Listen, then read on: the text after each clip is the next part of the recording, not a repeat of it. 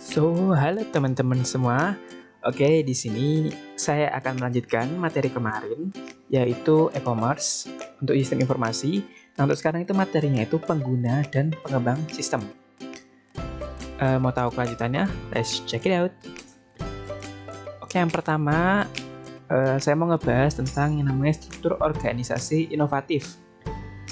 Perusahaan-perusahaan besar berusaha untuk mencapai suatu struktur organisasi yang terdesentralisasi secara sentral. Sebagai respon atas kebutuhan ini, para peneliti mengidentifikasikan 3 struktur inovatif, yaitu yang pertama model sekutu, yang kedua model platform, dan yang ketiga model tes skala. Lanjut. Nah, yang kedua ini saya akan menjelaskan tentang apa itu komputasi pengguna akhir. Ini simpelnya gini teman-teman, pengguna akhir itu merupakan pengguna yang siap pakai, maksudnya yang tinggal pakai. Kita mau pakai software Office, jadi kita tinggal pakai softwarenya, kita nggak peduli Office itu bikin apa ya, kode-kode yang rumit segala macam itu ya, kita tinggal pakai doang, tinggal buka Office-nya, langsung kita tinggal bekerja di sana. Ya kira-kira simpelnya itu pengguna akhir itu seperti itu. Dalam bahasa Inggrisnya itu End User Computing atau UC. Nah, UC ini timbul karena beberapa hal, yaitu yang pertama itu ada dampak pendidikan komputer.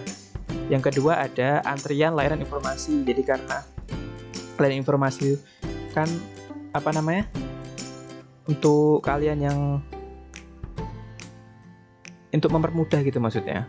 Jadi kan nggak perlu mengantri lagi. Selanjutnya itu ada murahnya perangkat keras. Nah, perangkat kerasnya dibanding zaman dulu ya, komputer pertama itu sekarang itu udah lebih murah. Perangkat lunak siap pakai sudah banyak sekali seperti Office, terus CorelDRAW, ada Adobe Premiere dan lain-lain. Selanjutnya ada keuntungan komputasi pengguna akhir atau keuntungan end user atau keuntungan yang kita dapat dari menggunakan produk siap pakai. Yang pertama itu menyamakan kemampuan dan tantangan. Jadi ini agak rancu juga kata-katanya ya. Ini maksudnya menyamakan kemampuan tuh kita walaupun cuma tinggal pakai gitu. Jadi udah seakan-akan kita itu udah yang ngebuat softwarenya, padahal mah tinggal pakai doang. Selanjutnya ada mempersempit jarak komunikasi. Lanjut. Selanjutnya itu ada resiko komputasi.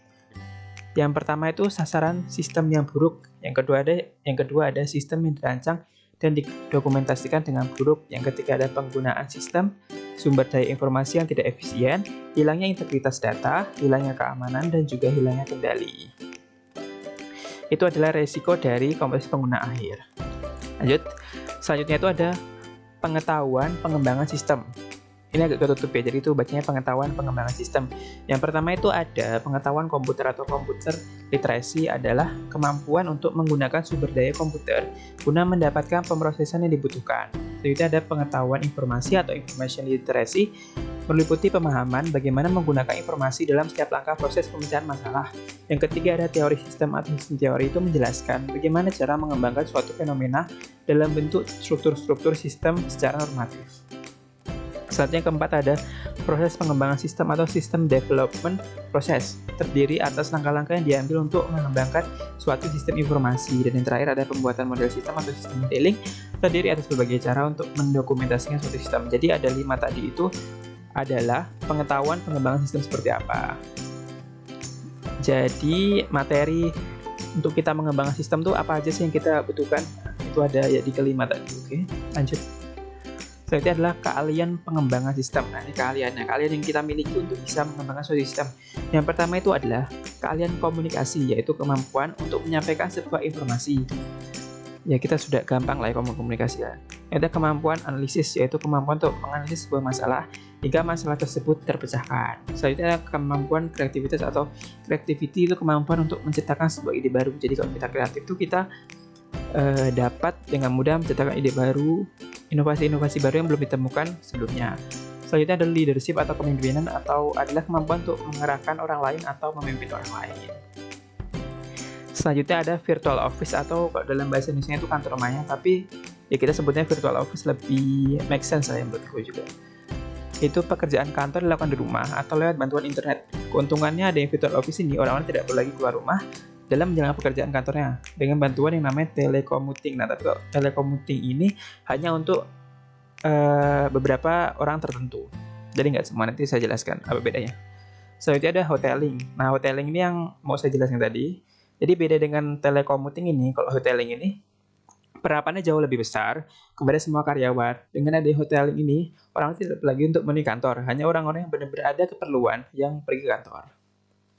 Selanjutnya ada keuntungan virtual office. Nah, tadi kan hanya sedikit keuntungannya, yang ini adalah keuntungan lanjutannya. Telecommuting dan hoteling itu platform yang digunakan untuk menggunakan virtual office. Terdapat beberapa keuntungan, yaitu yang pertama, biaya fasilitas yang lebih rendah, karena kita tidak perlu pergi kantor. Selanjutnya, biaya peralatan yang lebih rendah, berkurangnya penghentian pekerjaan, dan juga ada kontribusi sosial. Selanjutnya, nah kalau ada keuntungannya, mesti ada kerugiannya juga kan. Kerugian virtual office itu yang pertama, moral yang rendah dan juga risiko aman yang tinggi, karena ini kan online, jadi kan resikonya tuh tinggi untuk diretas oleh hacker atau sejenisnya. Selanjutnya ada yang namanya organisasi maya, yaitu perluasan kantor maya hingga berlaku bagi keseluruhan perusahaan. Kantor maya tadi maksudnya virtual office. Di sini saya tulisnya kantor maya, ya udahlah biar aja. Kantor office, virtual office pokoknya. Meskipun organisasi maya disebut merupakan strategi bisnis yang baik, tapi terdapat dampak yang cukup signifikan kepada masyarakat, yaitu pola kehidupan mereka akan berubah. Ya jelas, yang pertama mereka pergi kantor, nah sekarang mereka di rumah, ya kan? Hampir mirip sama yang sering kita alami sekarang ini karena COVID-19. Bahkan perkotaan itu sudah tidak terlalu dihiraukan lagi. Maksudnya itu pembangunan di perkotaan itu sudah tidak terlalu dibutuhkan lagi, karena kan kita bekerja di rumah gitu loh. Karena orang-orang ini sudah menggunakan virtual dalam menjalankan pekerjaannya. Nah, itu sebenarnya dampak yang cukup signifikan di masyarakat. Mungkin itu saja yang dapat saya sampaikan di materi ini. Kurang lebihnya mohon maaf, dan kalau kalian berkenan, mohon klik tombol subscribe-nya. Wassalamualaikum warahmatullahi wabarakatuh.